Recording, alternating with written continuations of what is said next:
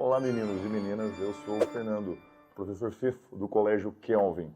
E hoje nós vamos falar sobre um dos grandes autores da literatura brasileira, o Gregório de Matos Guerra, autor de poemas satíricos, filosóficos, religiosos e de temática lírico-amorosa.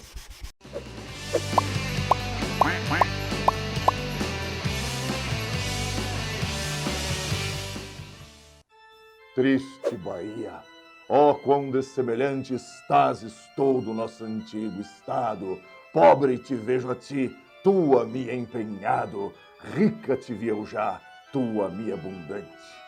Esse é um dos trechos mais famosos de Gregório de Matos Guerra. Um homem filho de senhor de engenho, que teve a chance, como era filho de um homem rico, de estudar na Europa, se tornar um advogado, chegou até o posto de juiz e depois retornou, recebeu a herança do pai, foi advogado da igreja e pôde observar com um olhar arguto, com um olhar extremamente inteligente, todos os erros cometidos em todos os níveis naquele Brasil colonial.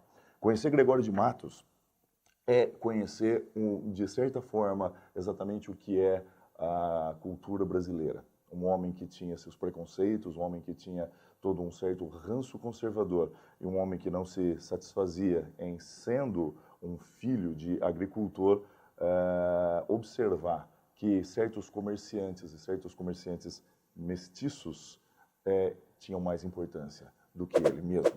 A poesia satírica de Gregório de Matos é uma das mais importantes que nós temos na nossa literatura. Esse é nosso primeiro poeta, que ganhou o apelido de Boca do Inferno, devido à sua acidez, é alguém que nos pode mostrar e nos explicar um pouco do que é o Brasil de hoje. Do século XVII até hoje, Gregório de Matos nos explica. Um dos alvos de Gregório de Matos foi justamente a péssima administração extremamente interesseira dos portugueses na Bahia. Um dos sonetos mais famosos dele, nós temos o seguinte: a cada canto um grande conselheiro, que quer nos governar cabana e vinha, não sabem governar sua cozinha, e podem governar o mundo inteiro.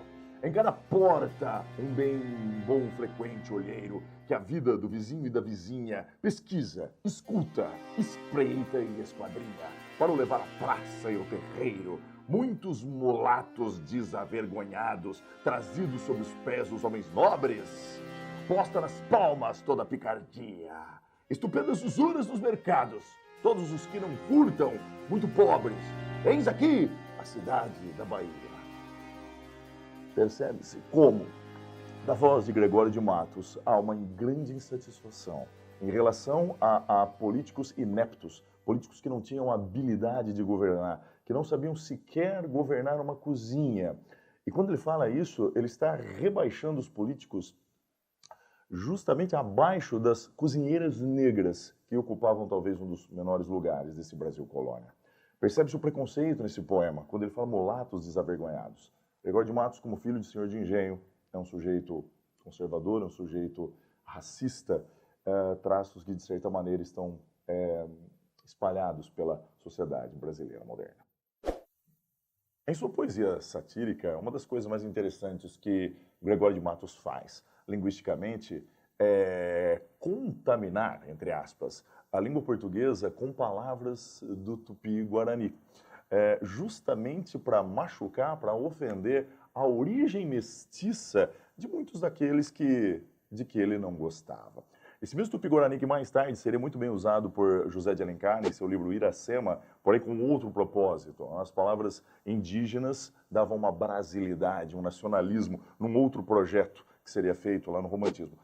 Mas, no caso de Gregório de Matos, o Tupi, a língua indígena, é uma marca da origem justamente indígena e sem nenhum mérito. E por isso ele, digamos assim, ele macula a língua portuguesa ao colocar essas palavras indígenas lá dentro. Vejam um exemplo.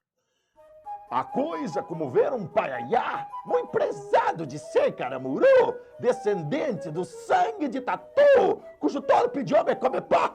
A linha feminina é carimá, muqueca, pititinga, caruru.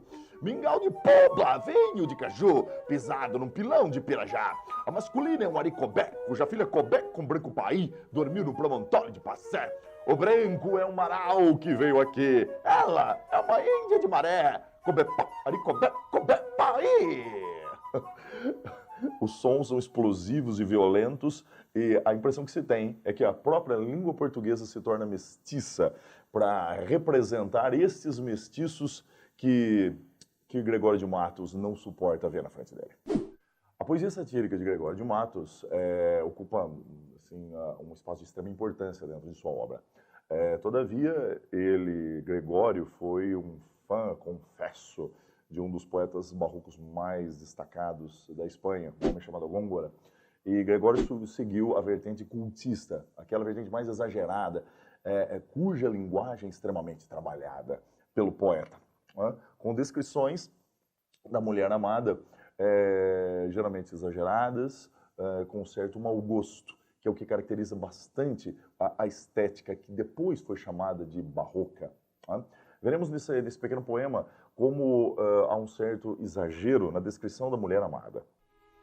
Não vira em minha vida a formosura, ouvia falar nela a cada dia. E ouvida me incitava e me movia a querer ver tão bela arquitetura. Ontem a vi por minha desventura, na cara, no bom ar, na galhardia, de uma mulher que em anjo se mentia, de um sol que se trajava em criatura. Matem-me, disse eu, vendo abrasar-me, se esta coisa não é que encarecer-me. Sabia o mundo e tanto exagerar-me. Olhos meus, disse então por defender-me, essa beleza is de ver para matar-me? Antes olhos cegueis do que eu perder-me. Um grande exagero em mostrar a mulher com um verdadeiro sol. A mulher é um sol, ela é transmutada num sol. Prefiro ficar cego a ter que ver tão bela arquitetura. São metáforas absolutamente exageradas que ele emprega e utiliza para a mulher amada. Outra coisa a ficar atento nessa poesia amorosa é que muitas vezes essa mulher é vista como um símbolo de contradição, envolvendo a aparência e a essência. Na aparência, essa mulher é bela, essa mulher é angelical, mas na essência, ela é demoníaca. Ela é um símbolo de pecado que pode conduzir o homem para as profundas do inferno. E como não poderia deixar de ser, Gregório de Matos fez poesia religiosa, uma poesia que sofre decididamente a influência da Igreja Católica na Contra-Reforma. Ela é a grande base ideológica do Barroco. Em sua poesia religiosa, Gregório de Matos, como um bom barroco contraditório, abandona a vertente cultista e opta pela vertente conceptista, que trabalha oposições, ideias opostas, fazendo uma argumentação. Ele argumenta com Deus, ele se volta para Deus em apóstolos, volta-se para Deus, confessa o seu perdão e o seu erro, implora desesperadamente. A argumentação que ele usa é bastante inteligente. Ele diz que o amor de Deus é infinito, como Deus é infinito. Mas o homem morre, junto com o homem morre o pecado. Se o pecado pode ter fim, então ele deve ser esquecido. E a misericórdia de Deus é infinita. Acredita-se que o poema que eu vou falar daqui a instantes tenha sido o último que ele escreveu na vida. Arrependido, depois de uma vida devassa, depois de uma vida perdida, ele se volta para Deus e implora o perdão divino.